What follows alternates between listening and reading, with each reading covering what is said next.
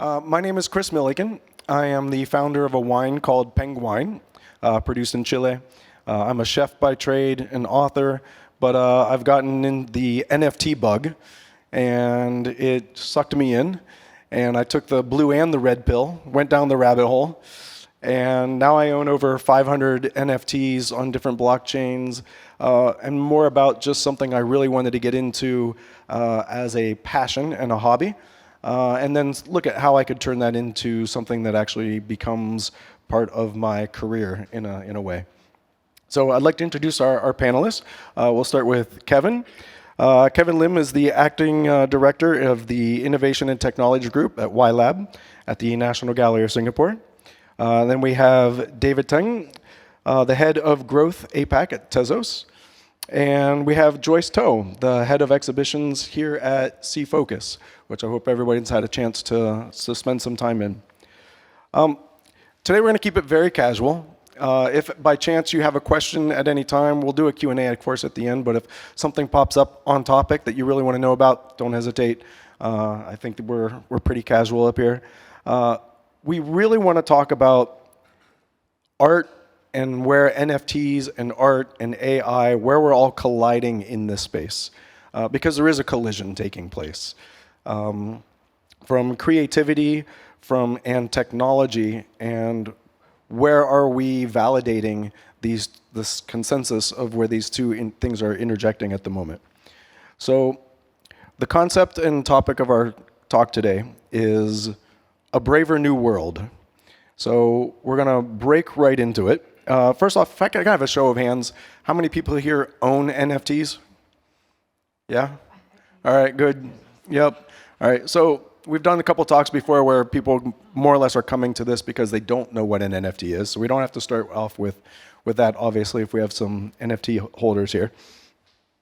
But I also want to mention there's a new language being developed here. Obviously, if you are an NFT holder, you probably have a Discord account, which means you probably already know pardon me, what GM means. Yes, it means good morning, but it also means we are all early. So we're developing this space. We're totally creating it. WAGMI, we're all going to make it. And I think a lot of people today, after seeing the crypto market and where it's going, I think they're very excited to, feels like maybe we're going to make it tomorrow. IRL, which I think is where we're looking at how NFTs right now are tying into the in real world, in real life attributes of how we're tying things together. And probably the most important is LFG, right? Let's fucking go. I think that's what this is all about. And how are we going to get there? And that's where all the excitement sits. So, all right, I'm going to start with Kevin here. Kevin, what do you think is the future of art and NFTs and AI? Especially given your labs, and take a second to introduce yourself and tell everybody about yourself, and then if you could touch on that question. Okay, hi. So I've been with the gallery for about 12 years, and so I've taken on this ambit of looking after what we perceive as the future of museums, our responsibility and all that. Just to give you context why, partly because I think as all of us in Singapore, there are tons of museums in Singapore actually, it's very exciting, and it's in the right place for us to think about what the museum means for society in the years to come, and how we could disrupt our own business model, traditional business models in terms of how a museum ought to operate and sustain itself. So part of this is what drives the ambition to look at some of these technologies here, because some of these tools, in a way, are self-regulating. It's fascinating because, especially in the museum sector, if you've worked in one or close to one, you realize that there's still a lot of manual labor involved, and there's nothing wrong in that. It's very traditional, it's very heartfelt, but at the same time, the human endeavor and the human capital is somewhat wasted on the idea that a lot of it's still very drudgingly slow. There's a lot of effort in it. So a lot of the tools that we see here is really all about AI and automation, trying to figure out how to release the human creative potential, focus on that skill set, and have the labor somewhat distributed and almost automated. Now, as to what is the future of art and AI NFTs for the museum sector. I think a lot of it's trying to solve very challenging issues that have plagued cultural institutions for a long time. I'll give you an example. Provenance is a word that we use quite a lot. It's a term that means the origin of something. How do you prove the veracity of information relating to a piece of artwork? And it's very hard, right? History, those of you who study history, history is always changing. That's the fascinating part about history that a lot of people don't know. They think about the future, it's like so exciting, but history is just exciting because we're discovering new things that change the way we look at what happened before and how we got here. And so provenance is key, and notice that this piece of technology has a built-in provenance mechanism right there. So could this be a lever or a solution for us? We are turning to things like this to perhaps offer an opportunity to answer the question. Maybe I'll leave it at that and carry on. Cool. David, what are your thoughts? Take a second to introduce yourself. And So I'm David. I worked a lot with artists, galleries, as well as marketplaces, more towards the Web3 side, that if they are minting on Tezos, the Tezos blockchain. So yeah, maybe towards the question, especially with a lot of this new technology coming out, I think it's very exciting because it means that stagnancy is something that all of us dislike, because we don't want to see the more of the same pieces, more of the same concepts and everything. I think that's where AI, NFTs, they actually sort of push the boundaries further, and it actually is very nice as a balance as well, because it actually put more emphasis on the traditional works and how it actually sort of pitches itself against when you see works generated by AI.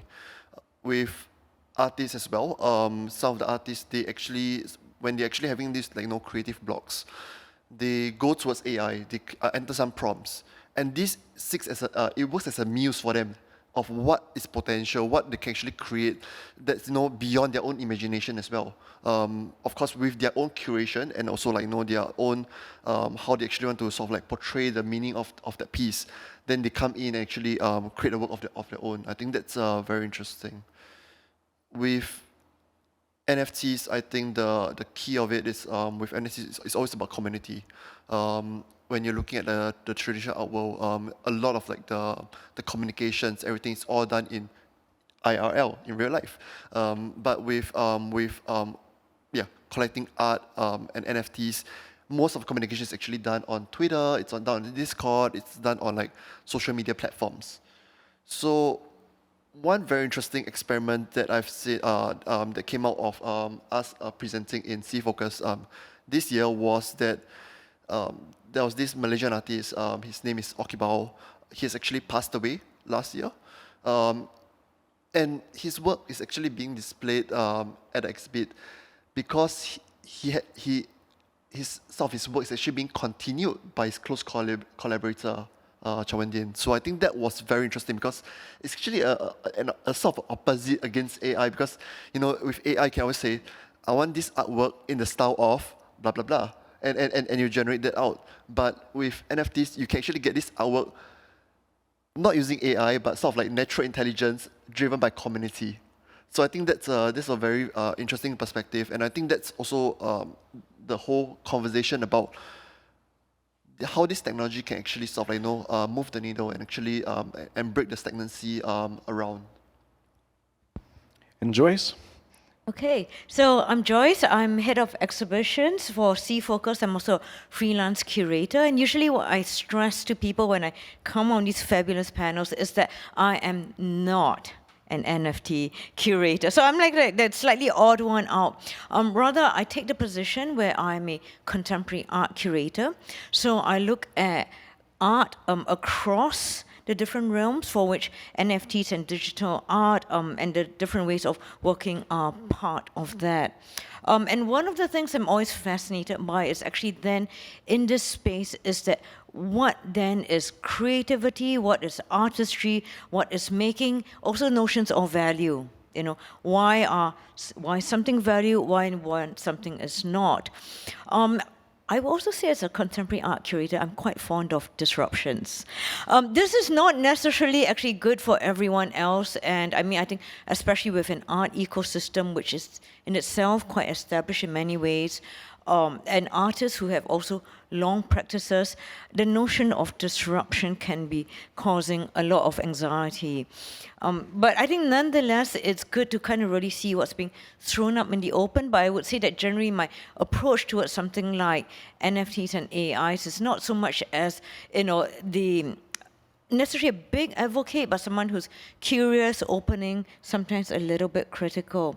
And I think also for this panel, it's worth to pass the question to realize that NFTs and AI and blockchain are all very different creatures. And when sometimes we talk about AI, it's a whole different thing from when we're talking about AI NFTs, and that we should not conflate it because they might inhabit the same space, but I think actually where we're going to see with the braver new world, in my opinion, is actually going to be in AI. Also, just a little bit, Chris is our wonderful moderator, and with a few of us have shared a panel, and he's got actually a lot to share. So I might do a little bit and actually sometimes turn the question on him to answer because he knows so much in the field, and to then hear his thoughts too. So, Chris. All right, thank you. I'm a community first, art second. That's my standpoint on NFTs. I think that, yes, art is kind of that visual may bring us into a community, but it's the community itself that keeps us there. And whether or not you're connecting, there are certain communities that the art brings you in. Are you truly connecting to the artist? Do you get to know the artist? In some communities, yes. In some communities, it's just more about the people that are showing up and you're conversing with and getting their perspectives or their energies. And I think it's also a space that for those who are collecting, those people that are collecting NFTs for the sake of your generative NFTs, they're also in it mostly for the community. Now that said, I did have something that happened to me one time that just really moved me. And I think this is where your one-for-ones or getting to know an artist can have an impact that we've never seen on this planet before. There was this thing happening on Twitter where every 7 minutes, an artist could pitch for 3 minutes. And they could talk about whatever art piece that they wanted to create or they're putting out there, and that they were generating these pieces, using technology. And this woman got up on the line and she started talking about how she only draws feet. Okay. And she's got a very thick accent, and I'm trying to understand, but she puts a couple of her posts up there, and one of this was a drawing of a foot holding a glass of wine. Well, me being into wine, okay, you got my attention. The NFT was $10. In ETH, once you break it down, it was going to cost me $10 US. The gas fees to process this was going to be $35. Well, why would I go through this whole process? But it was holding a glass of wine, so she got me. All right, I bought the NFT. About 10 minutes later, during this little gap, this woman from Georgia, Russia, basically, she comes up and she says, I need to thank Mr. PengWine. Because he bought my NFT, I can feed my family for a week. And I walk to the library once a week just to have computer access so that I can do these drawings, and I am so truly fortunate. Within the next 10 minutes, I had 170 new followers on Twitter. Those are the little things you can't even foresee are going to happen when you actually go into NFTs as art. And that is a whole different type of community for me. So that's my two thoughts on that one. Okay, so now we'll go to a question for Joyce, who does not hold an NFT.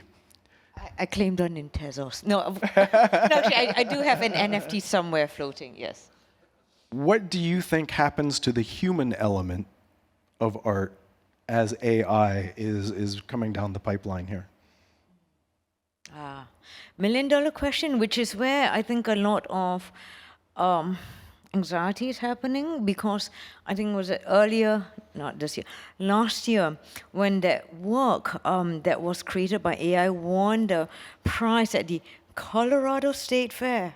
So groundbreaking things. And the artist, Jason Allen, who used Midjourney, and he was very open about using the an AI program to create it, and he got that prize. And that's caused, again, a lot of, I think, thrown up a lot of questions coming from Colorado State Fair about then what is going to be then the future for humans. And I think we see now the equivalent of ChatGPT with writing, with language, where definitely a program can probably be more conversant than a number of people, give you very intelligent feed.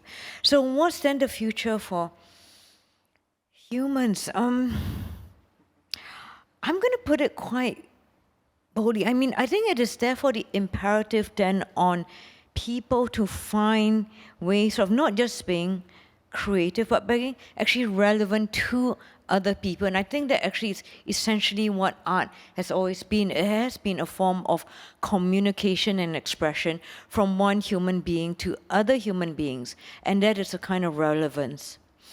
And if artists are finding it difficult to be or stay relevant, no matter what the expression or the art form is, maybe it's time to find another job. No, and this is the brutal reality of it, which is that art needs to say something. As human beings, we need to be able to say something to one another. And if we have nothing else worth saying, then maybe it's time to move on. And I know this it sounds really terrible because we all love art, we love objects, we love all of these things, but this world is moving, so we need to be able to move along with it, or we get out of the space. And that too for art. And it is the very big disruption, but that's why you say brave new world. So I think that is a real possibility. It's going to be a very big shake-up, but as with shake-up goes, is that something new is going to emerge. I think something that we can't anticipate with human beings, people responding. They are going to react that much. I can't foresee it, but I know something's going to happen. Yeah. And David, what do you think? Pretty much echo a lot with Joyce. I think it brings about the topic of what is it to actually be human? So with like earlier, actually late last year, there was a huge thing about DALL-E as well. Anybody have access, as long as you just key in the prompts, you can actually create a work. You can even extend a work. So I think that's fascinating. And earlier this year, what happened was with ChatGPT, and it brings about a lot of conversations about, hey, can I use ChatGPT for my college essay? It will probably read as well, and pretty much how could you tell the difference between one that's actually written by someone compared to ChatGPT? And how I see it, it's actually as similar to how we see art, right? Like, it might not actually be the final result that matters, but the process of it. So DALL-E can create amazing works, but what's lacking over there is really the process. And if an artist, they go through a lot of additions of prompts, thinking about that, and actually going and have a narrative or a story behind why they create a piece, then okay, there is value to that. There is meaning to that. There's a story behind that. But if it's just hey, I'm entering this prompt, I'm gonna get a result. That's it's just the start and the end, but there's no in between, which is I think that with education, with art, that is probably the most important thing of all. Yeah, I mean, after Kevin's speech, I'm going to say something in response to that because you reminded me of something, but thank you, David. Yeah. I'm dying to know your thoughts on this, Kevin, because I know this goes deep for you. Okay, maybe I'll just kind of show something that kind of relates. So what you're looking on screen now is a work by Joanne Ho, or short form Joho on Instagram. She was commissioned to think about projection mapping that we did on our National Gallery facade. And so it's an epic piece of work. It's huge, it's animated. And the concept that was given to her, the commission or brief, was about home. It's just about home, like Singapore as a home. And if you look into this artist's history, she's very young. She's an architect by training. And though she's Singaporean, she actually spent very little time in Singapore itself. So when she was commissioned the piece, the first thing that came to mind was how transient Singapore felt to her. It was very abstract, it was very vague to her. Even though it's home, it's still very vague. And those of you who travel a lot, I mean, there's also this predicament of some Singaporeans, people who live here who actually who find home, this concept, quite weird. And so she was trying to portray that in the artwork.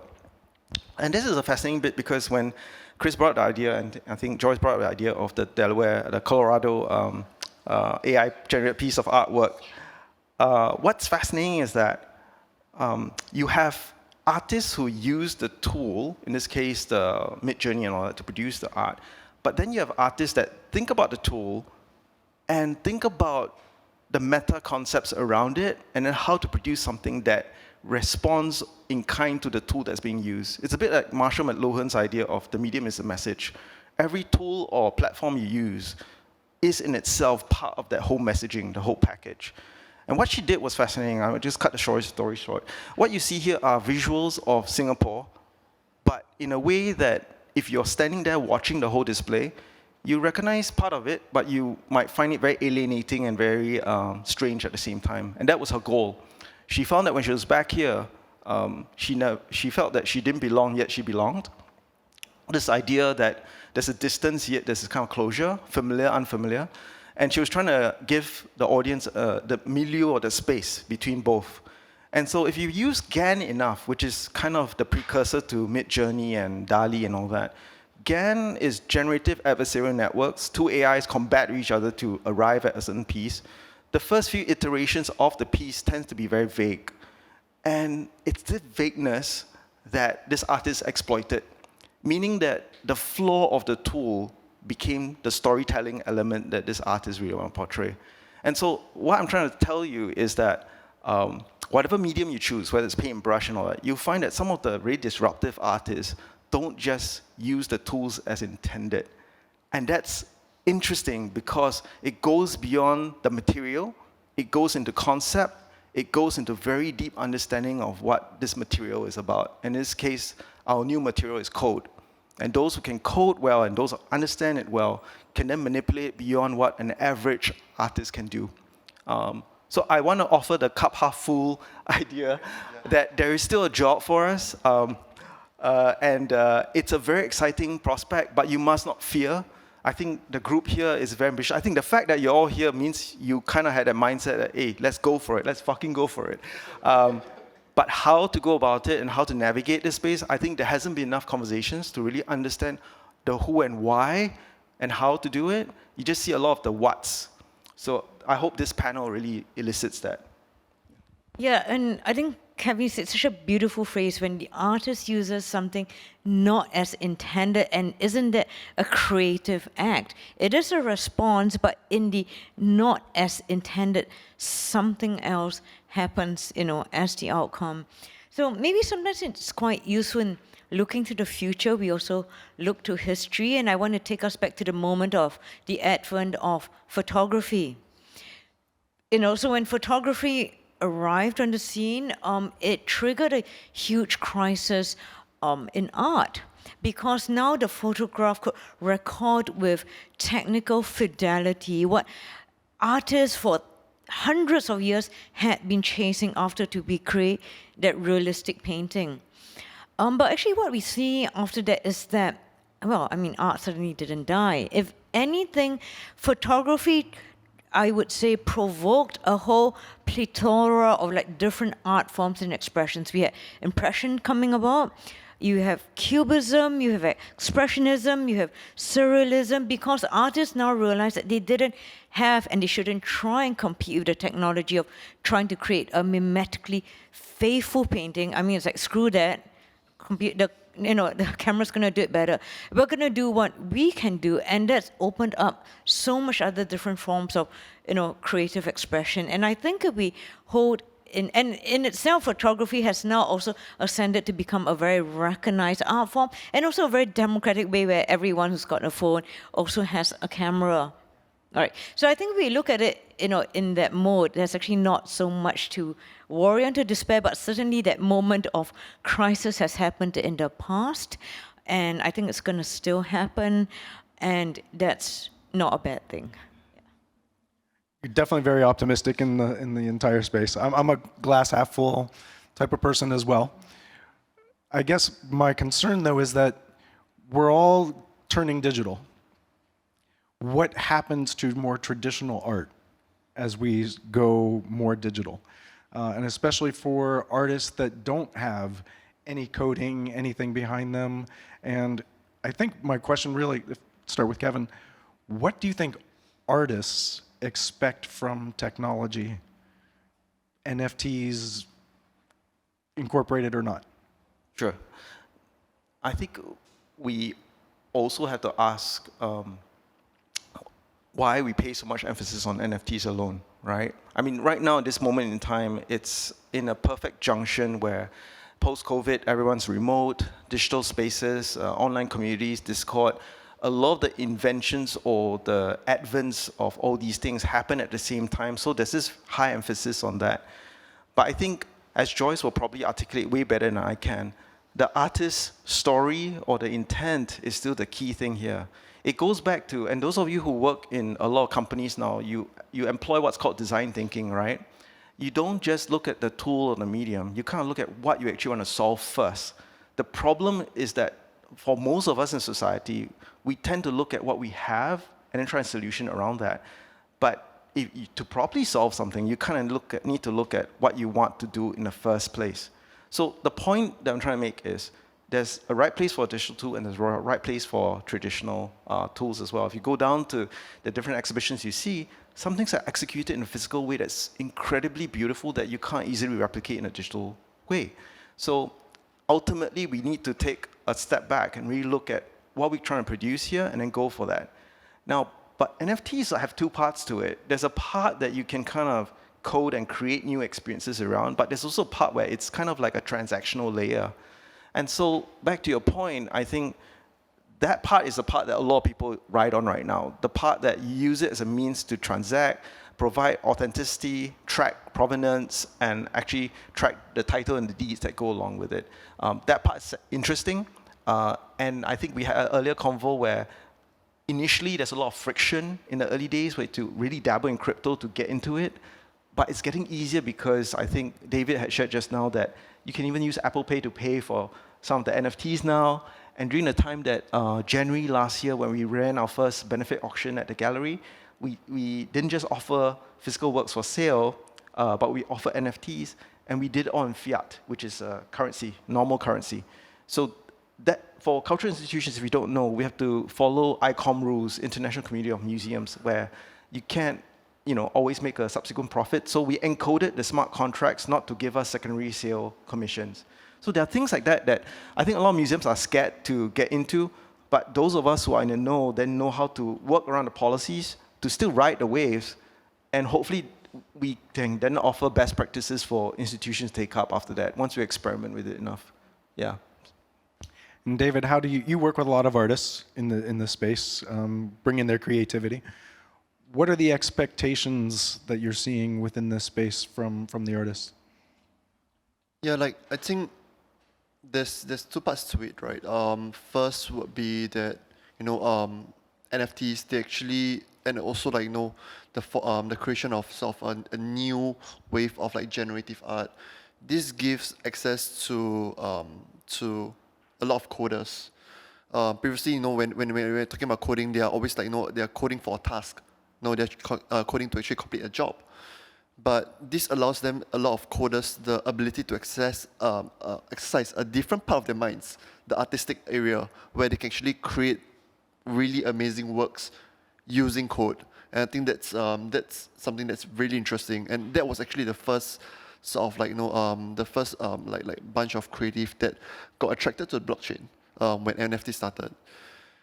But over time, I think one of the conversations was definitely accessibility, the friction, everything will reduce over time. that's where, you know, the second wave of like, you know, creatives will come in. Maybe the creatives that has a bit more access to like, you know, stable connection to desktop and the likes. So they come in and they will have a different interpretation of how they actually address the blockchain space, not just NFTs. We have seen like, you know, Marina Abramovich. So she did a performative piece where it was a video, it's in 25 FPS, and how the audience actually interact with the piece is that when they buy a piece, they can choose how many frames they would like to buy, and by them doing that, they're actually cutting the performance, and that's the performance by itself, and that's another interpretation of it. And with like, you know, beyond, we have him in the gallery at SEA Focus. He's a fine art artist, like, you know, he does oil paints and everything. And if you buy a normal, when you buy a piece of his work, it's usually an entire painting. But how he actually sort of like, you know, addressed the medium was that, okay, I'm going to actually cut this painting up, actually do like, you know, screenshots, screen captures, and I do it in stop motion. So you experience the same piece in a very different manner. So I think that's how I really see the technology moving, where as things get easier to like, you know, create NFTs, more artists will actually be more open to actually come in, because like, you know, if I can actually mint the NFT on my mobile, why not? Like, you know, it's so easy. Then they'll start to also look at it as like, okay, how do I actually play with this medium? How do I create a story with it? How do I could I use the blockchain, the immutability aspect of it as part of the practice? Rather than just, you know, NFTs as a form of a transaction, which is exactly what we're seeing right now. So I think that's something that I definitely see happening a lot more at this stage. And mind you, like, you know, NFTs, like, literally it's only really taken off in the last 1.5 years, and we have went so much in the space. Like, you know, pretty much I think the trajectory of it, right, is like it's compared to, like, you know, photography and any other forms of art. It's where the time it took to actually launch, it's so crazy. So I think, like, you know, within the next, like, probably like 2 years even, like, we'll see really, really something cool from it. I agree. I think if we were here just 6 months ago, our conversation would be very different, even to what it is today. So as a curator of more traditional art, how are the artists that you're dealing with? Are there any expectations to how things are being touched on digitally between the artist and the, whether or not compensation, royalties, if you will? You know, are they expecting royalties? Are they expecting this new wave of technology to assist and make their lives better as artists? Yeah, I'll come back to this question just a little bit, but I want to pick up something here, which is just to say, I mean, what Kevin and David were saying, that in the midst of all this rapid change that we have with technology, one thing hasn't changed very much, and it's human behavior. Human behavior is the constant. And at least so one thing I'm seeing coming out from that is that as much as we have these great advancements in some way, life in the digital world, there is a kind of reverse and equal and opposite reaction with works therefore seemingly more traditional, because we're actually seeing with people coming in, they have a hunger for the real. So with these works that we have downstairs where it's made out of buffalo hide, it's works that have great technique, painstakingly cut from paper, and it's works that you can smell and you look at. People really are drawn to that, and I think because it is, in a way, kind of the converse of the digital world, where this is not just physical, it's sensual, it's sensuous, and again, I think there is therefore, you know, perhaps in response to that hunger, you know, for that. And we also heard of some nice instances of, so with, I mean, one of our galleries, I said, oh, how are things going? She said, oh, you know, and she represents works from Myanmar and Cambodia, which don't get that much visibility. And she said, you know, we had a really, really nice sale where this guy who works in the Web3 space and just relocated from New York, doesn't know anything. I mean, he just came and he saw these works from Myanmar. I told him about the artist and, you know, where his background, and then it was snap. You know, this chap just went, yeah, these are the works that are coming back with me. And it was this instantaneous kind of connection, and again, it's not someone who's actually been following a lot of Southeast Asian art, but seeing this in front of him, snap, it went back. So Joyce, are you yeah. saying that NFTs are like gateway drugs to art? Gateway drug. It is a gateway. So we are having actually again that crossover. I mean, people who are coming from NFTs or the digital space are now coming into so-called the traditional contemporary art space, and they're like, wow, this stuff is made by hand. It's so cool. Yeah, so real. It's so real. It's so painstaking. And then you know, artists who are maybe more traditional side, it's like, this NFT digital stuff, wow, it's mind-blowing. So you have, all of this going on, and I think I said that's the cross-fertilization is happening, and that's always fun, exciting. But I think back to your question, Chris, which is, I think one of the things we certainly do believe about NFT, or rather with blockchain, is that it is going to open up the possibility of royalties for artists. I mean, we see this much more in the music side of things, where a single creator who whatever they make, is that they can earn future royalties from that. But we see very little of this in the visual arts side. I think that's been a pain point for many artists. A work they may have created 20 years ago, sold it for maybe like 5,000, and their career has ascended. That work is now being resold 50,000, 100,000. They don't get a fraction of that. And I think that debate has been quite robust, and I think certainly with these things inbuilt, it will be very important for artists to be able to keep having, I think, being able to earn from their creations. I would believe that this is where the National Gallery looks at that trend of being able to really support the artists. And so how are the artists adapting and expecting anything from this new trend?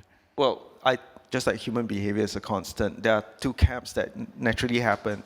A lot of our practices, very administratively, kind of has a cascading effect on the final outcome. So for example, in our acquisition, whether it's from a donor or from an auction or that, we have new data fields that we input, things like that try to go around IP and copyright, which is the stickler for this space. Anybody can upload an NFT or mint an NFT, but they might not be the original owner or creator. That's one problem that is still plaguing the space. And in Southeast Asia, it's quite rampant that you have what we call hijackers that come in. They just put art up that don't belong to them. So that's our business. But in the forms that we create now, we have fields like that use Creative Commons as a means to an end. So we try to put that in. There are certain attributes in which are you open if we explore digital works together and things like that. We put in the fields. You have people, artists who completely abstain from that. You have collectors that hate the whole idea because they are fearful that it somewhat derides the value of the physical works that they have. But we also have the other side where we've got because National Gallery focuses on modern art, and in Singapore, Southeast Asia, and you're talking about artists that are barely alive now, right? But you'd be amazed. Some of these people, they're the most creative and the most open and curious about these things.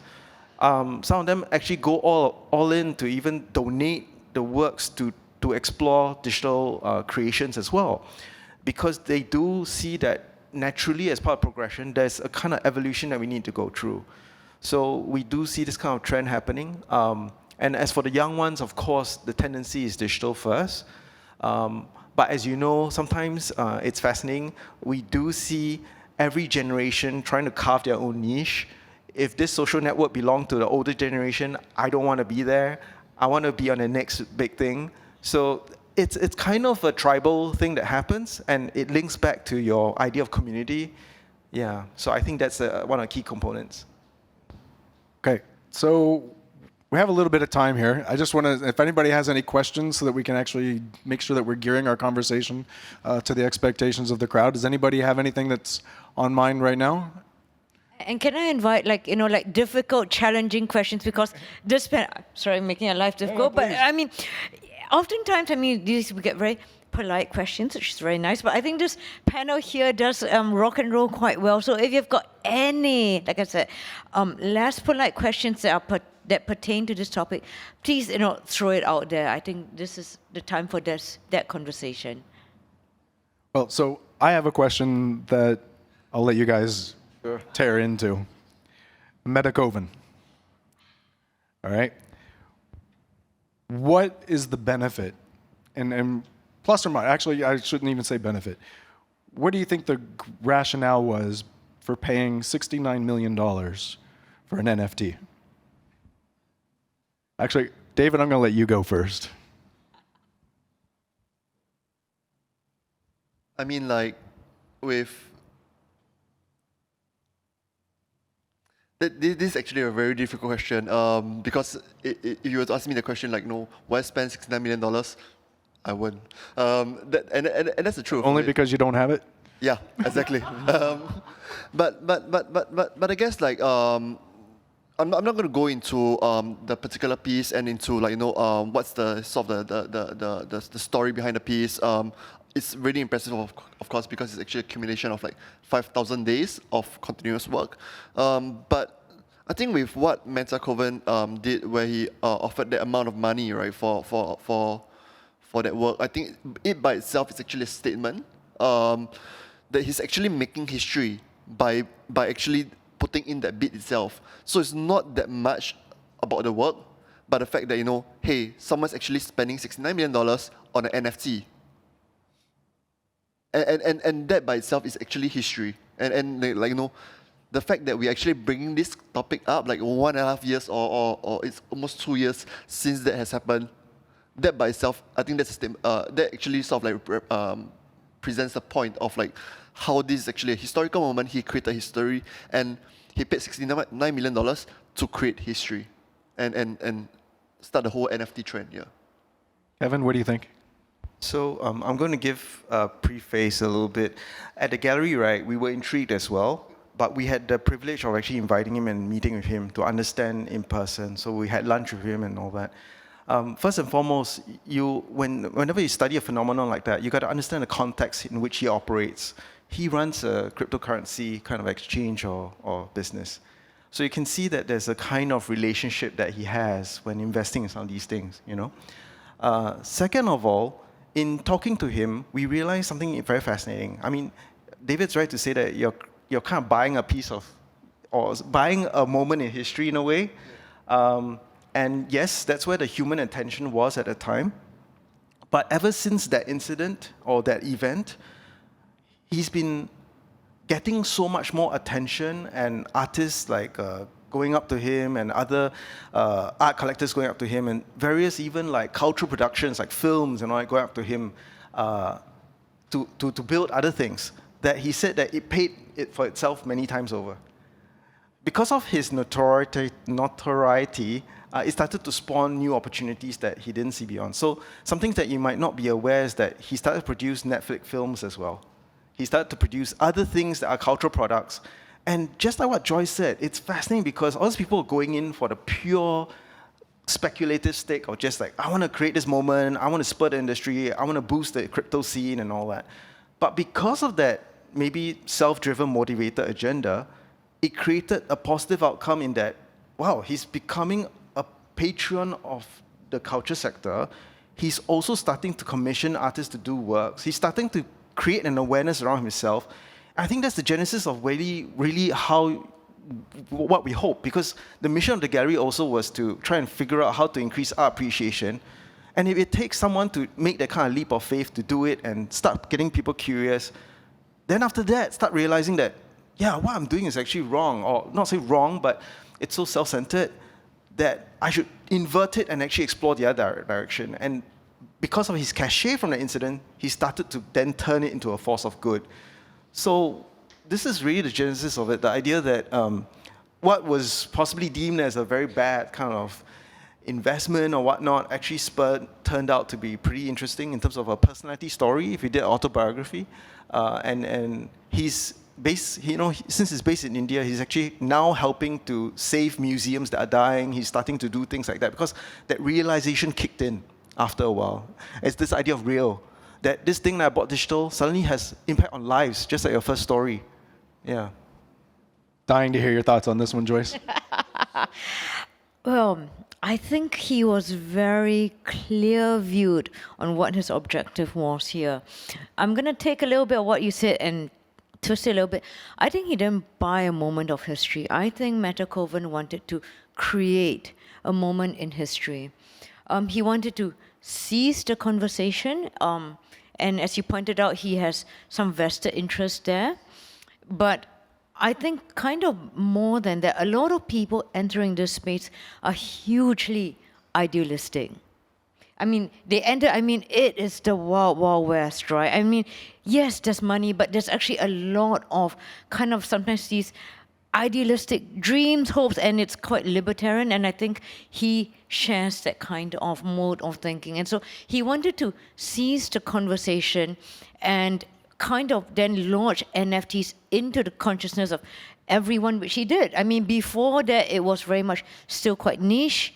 And then after that, everyone's just, staggered by what is this? And then, of course, you saw like the floodgates open. And I think having seized the conversation, which is what he wanted to, the story also became bigger than him because he found that it started to take a life of its own, where he realized maybe it's a little bit like Spider-Man.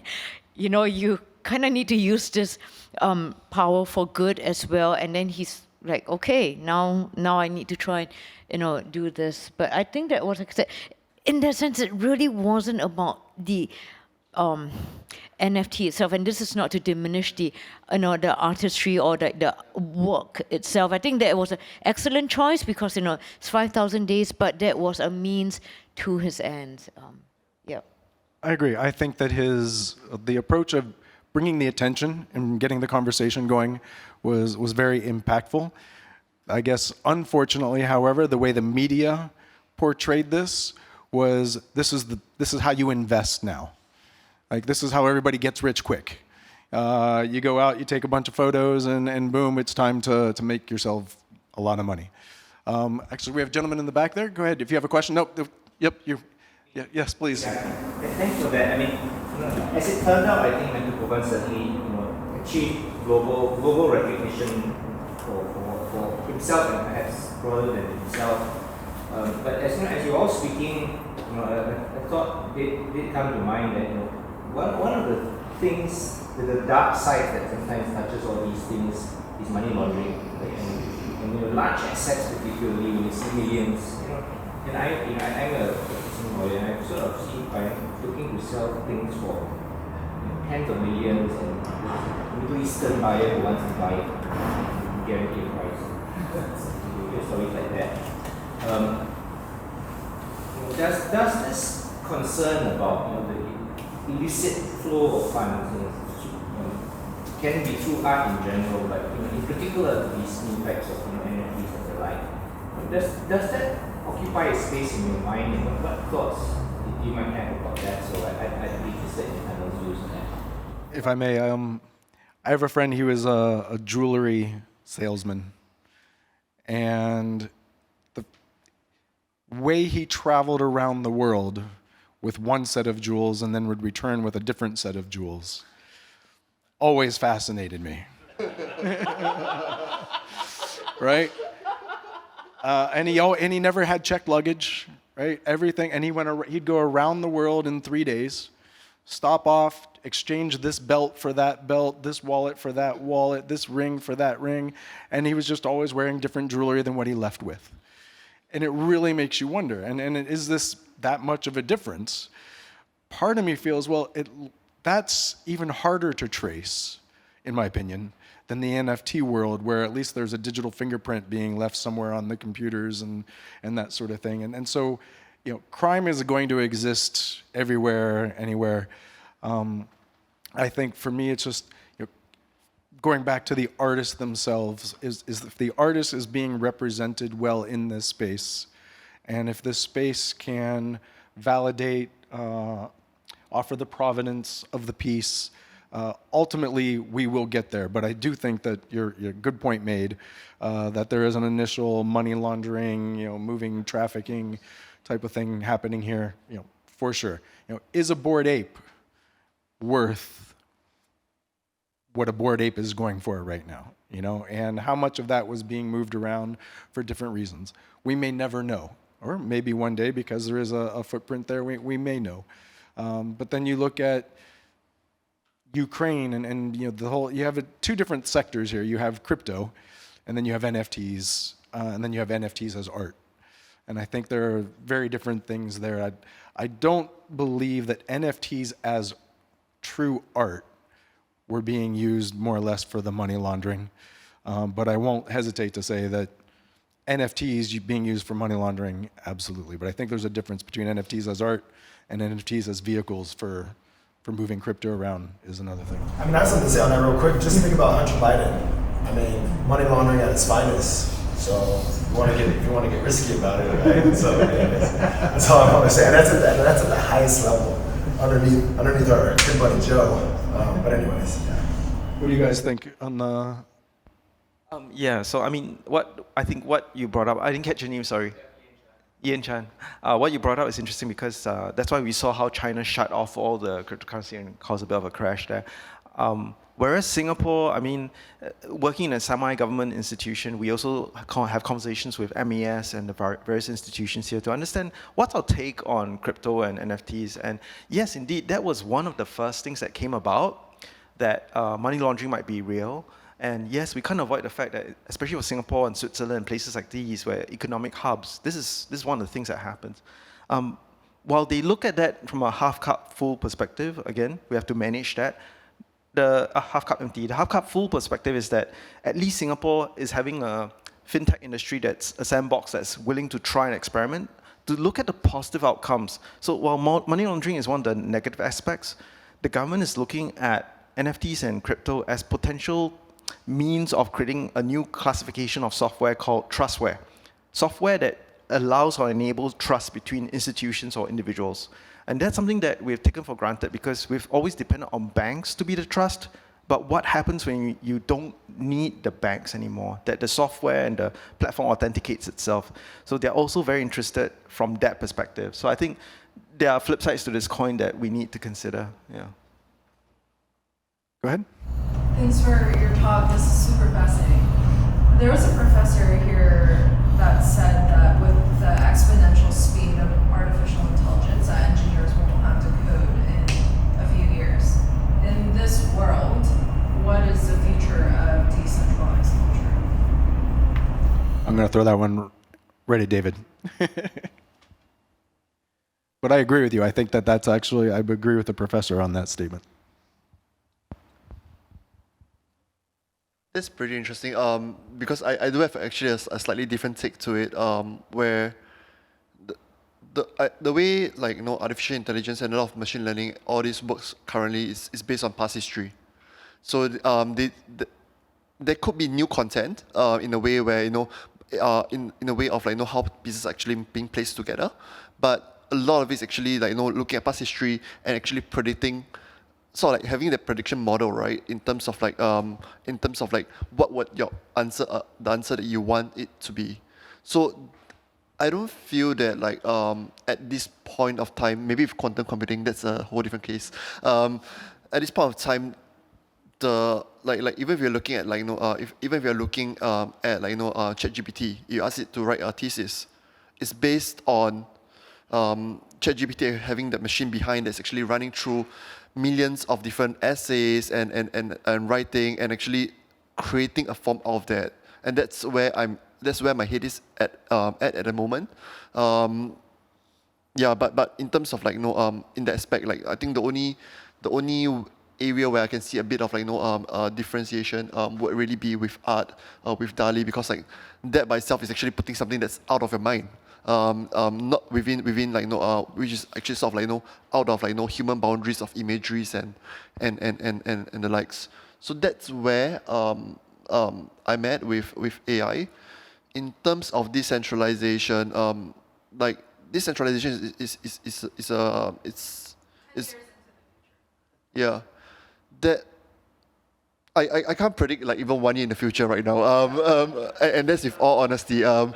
Yeah, but yeah, decentralization, that it's been around for at least 10 years with Bitcoin and everything. So and with that, like we have already seen that there are elements of decentralization where it doesn't perform as well as centralization, and there are also aspects of decentralization which makes it so much more attractive than centralization, where if you're looking at censorship resistance, the immutability aspect, the fact that everybody's on the same page, that's beautiful. But in terms of decision making, that's something that's still a lot of friction in terms of decentralization.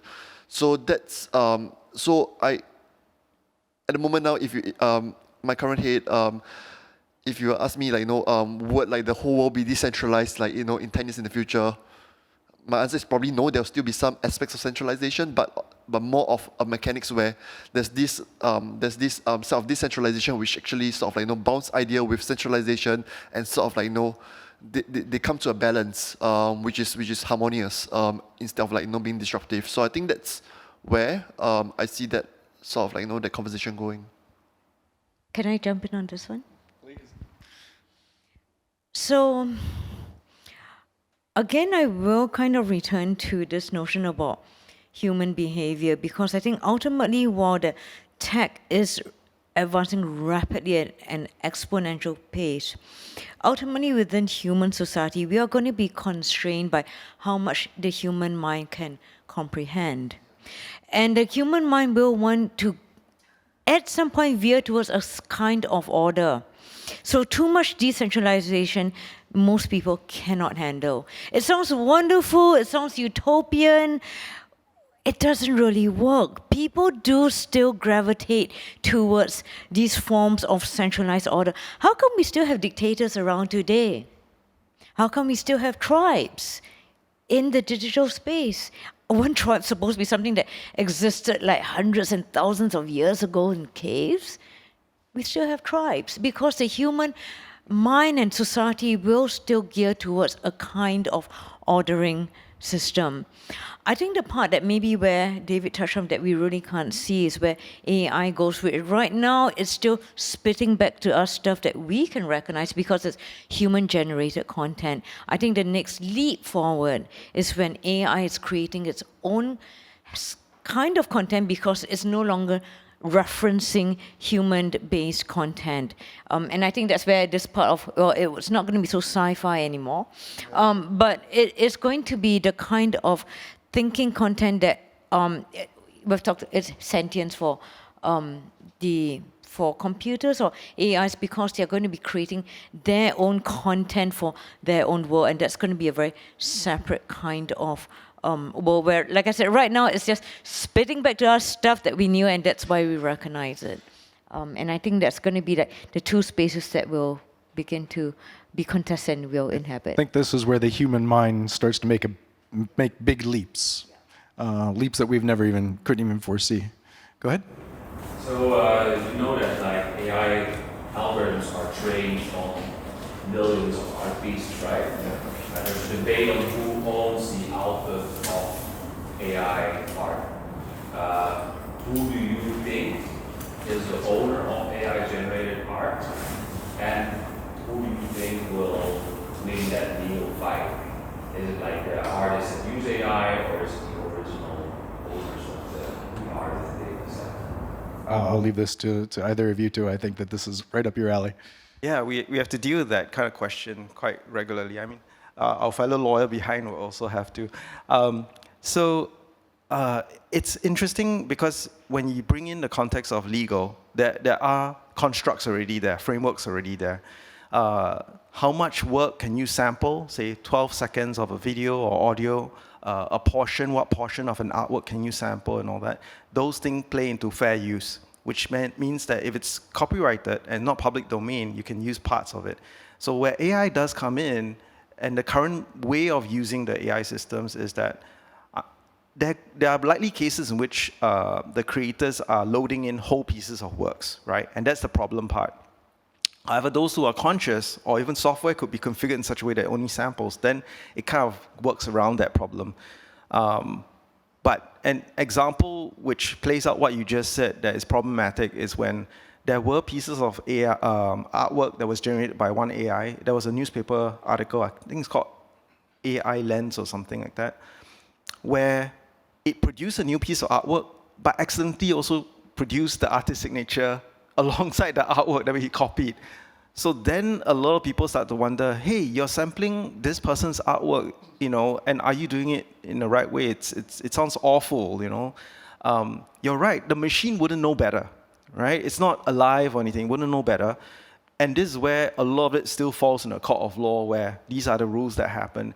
And I think if you're a technologist, there are ways to work around that. You could follow sampling rules, you could, but of course the output might not be as magnificent anymore, but at least you're steering clear around that. So the idea of producing original pieces of artwork might not happen so soon. It's still, like you said, if we understand how AI works, it's still very sampling based, so it's very unavoidable. So to answer your question very simply, yes, it is very much still the original piece of artwork that the AI system is sampling, that is the creator, but we also have to see whether the platform itself is putting certain terms and conditions that say that whatever you produce here is property of X, right? That's also another middle player that might add his stake at it. So that's something we're very cautious about, the different layers, and trying to unpack it so that people who use these tools kind of know what they're getting into. Yeah. Maybe one quick point to add to that. You may or may not have read that Professor Simon Chesterman was the Dean of US Law. He wrote an article on precisely this question 4 days ago in the Straits Times. Who owns produced by Bowie or ChatGPT? So worth the read. And what's the professor's name again? Okay, Simon Chesterman. We can look that up.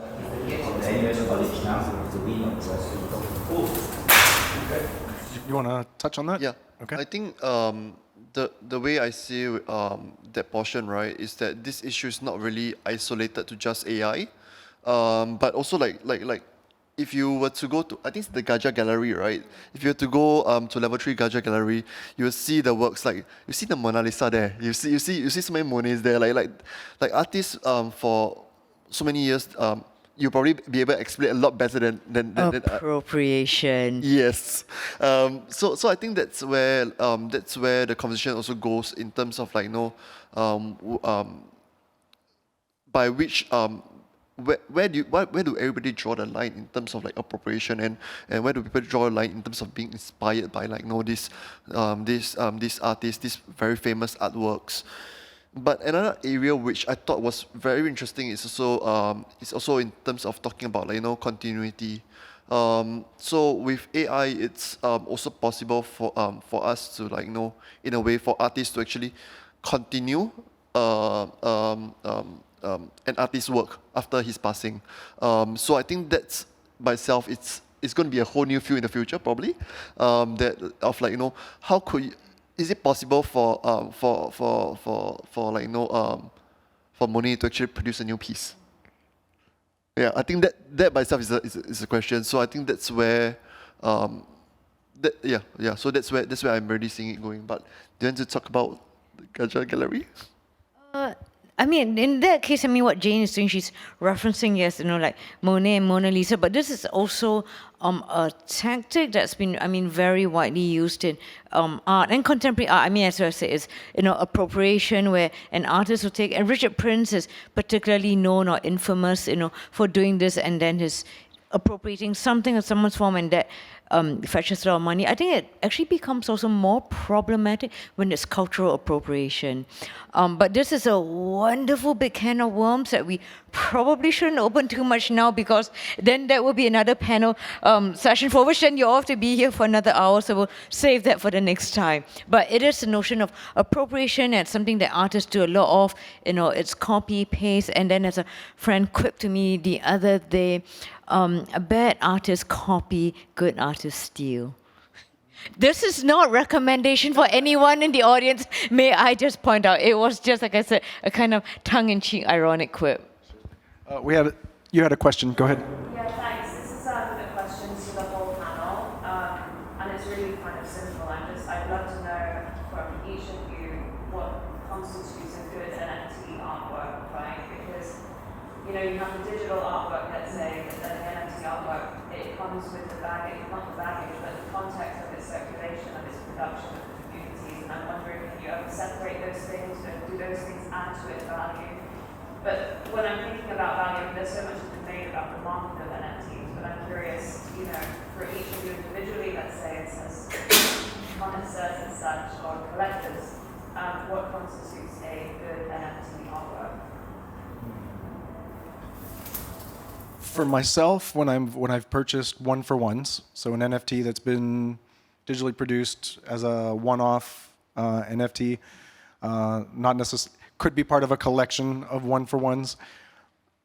It comes back to, I think, the traditional aspect of storytelling, or not necessarily is the digital piece telling the story, or does the artist have a story?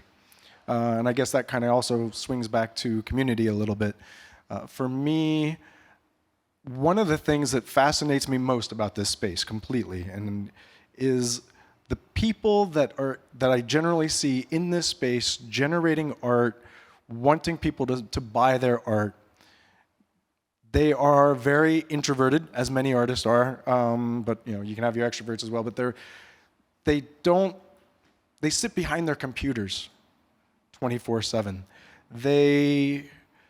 In my experience of what I've gone into and tried to get to know people within Discord, etc., I have found that nearly half of the people I'm communicating with have a disability, either physical or mental, whatever it is.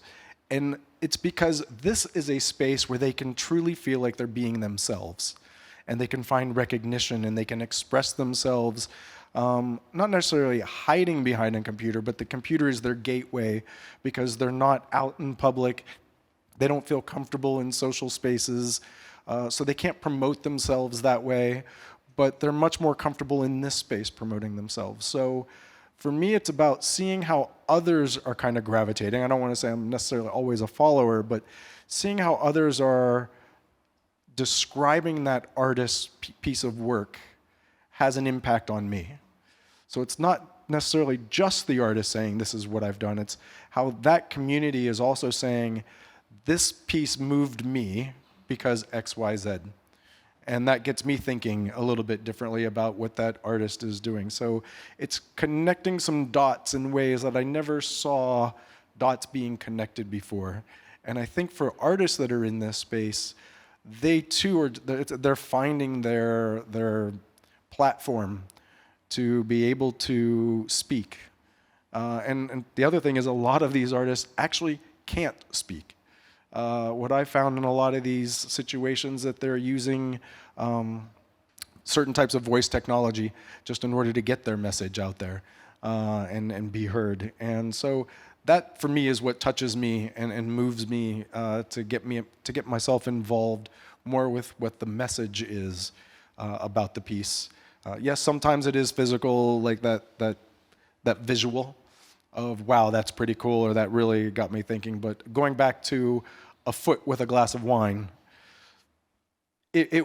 honestly, it wasn't that great. Okay, it was very cartoonist. Anybody could have drawn it. But touching on the community of what this woman was doing, and the fact that a woman who definitely never grew up with computers and now had this opportunity to engage with technology, that was the story for me. And that was the piece that said, this is a stepping stone for someone to express themselves. Guys, how about yourselves? Okay, all right. Right, go ahead, guys. Anything to rattle off on that? I forgot the question actually after a while. What makes you, why would you buy an NFT? Is that correct, or?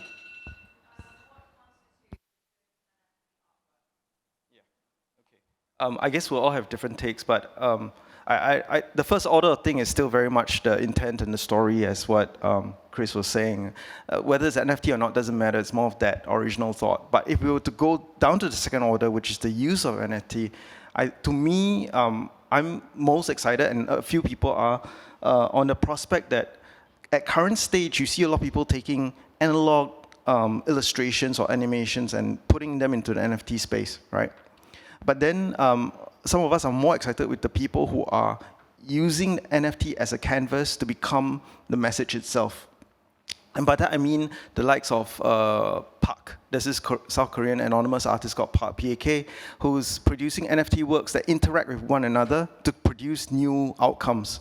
So that's one example. You've got some artists that are producing artworks, NFT artworks that are GPS location based, or what they call attendance as proof kind of based. And these things are fascinating because then you can tell the story in a much more powerful way, because they involve certain realities in the world in order for it to manifest itself. So I think the meaningfulness of using the NFT to tell the story or further the story is what some of us are really excited about. And this is the part that's very disruptive, because it's people using these tools in unintended ways again, which is very what artists tend to do. They don't just change the color of the paint, they change the canvas itself. Yeah, so that's the exciting part for some of us. David? Yeah, like I think echoing it similarly, I think community is very important, and the second portion is definitely like storytelling, where personally for my own preference, right, like I always like to see like these artworks and how why is it meaningful for them to actually use the blockchain to actually create the works, and what's the relevance to it. And for instance, like with a lot of generative work, this means that the artists, they don't actually control the end result. They create the parameters around it, but like but in terms of how the result turn out, they lose control, because that's when the blockchain and also like the user minting it, like the whole process. That's and the fact that once it's on the blockchain, they can't actually edit it or make any more changes, and that by itself, there is a story behind it. With our participation last year at SEA Focus, the main artwork that was on the wall, for those that weren't here, was actually a generative piece where where the artist Radar Boy, he took the information of the current block on the blockchain, and this is the input that's actually being placed into his generative code, and when you mint it, you're actually minting that moment, because the current block is not going to be the same ever again, because it's always going to increase. The hash is never going to be the same again. So it actually brings a conversation about permanence of it, because if you don't mint it, then it's going to be gone forever. But when you mint it, you're taking the information from the current block and putting it back, which is actually being used to create an artwork, and putting it back again into the blockchain. So it's almost like a loop in a way. So I think that by itself, it's again the storytelling. What's the story behind the artist's piece? For me, very simple. Whether it's NFT, it's going to be really the same criteria by which I collect any work of art. It made me think. It made me feel. It doesn't matter how wonderful the visuality or the technical virtuosity of the piece may be, and that is a factor, but if I have no connection, emotional connection with the piece or the artist, I'm not gonna collect it. So I need that connection. It's personal. Art is personal. I follow one artist that I really enjoy. He's an author. And for every chapter that he releases in his book, and he releases a chapter every 3 months, he releases 6 NFTs that he's drawn or digitally drawn that he feels represents that chapter in the book. And then you don't really know until the end of the book how to line up those NFTs and really see how the story plays out. And I think that's the type of creativity that a lot of artists can get into. You look at Sandbox. The digital space is a way for us to express in ways that just were never there before. The first wedding in metaverse history took place here in Singapore. And a couple got married in the Sandbox. And you think, well, that sounds pretty almost 2D. It sounds pretty flat. But they were able to bring things into their wedding that they couldn't have done in real life. And they were able to do it in the Sandbox. For example, they couldn't have their dog at the wedding, but they could have a digital version of their dog at the wedding, things like that. So it's just, this whole space is still a brand new way of exploring our own creativity. But I think we as human beings, we are going to challenge this at the same time as to whether or not it's delivering what we want or is it delivering what we expect. And I don't think it's going to deliver what we expect. That's for sure. And whether or not it delivers what we want, that's a whole nother story. But I think as long as we take it all a day at a time and welcome it, because it's not going away, that's for sure. It is a braver new world. It is a braver new world. So thank you very much to our panelists today. Thank you very much, Kevin, David, Joyce. Thank you guys very much for coming out today. Appreciate it very much. You guys have a wonderful day today. Be sure to check out all the exhibits downstairs.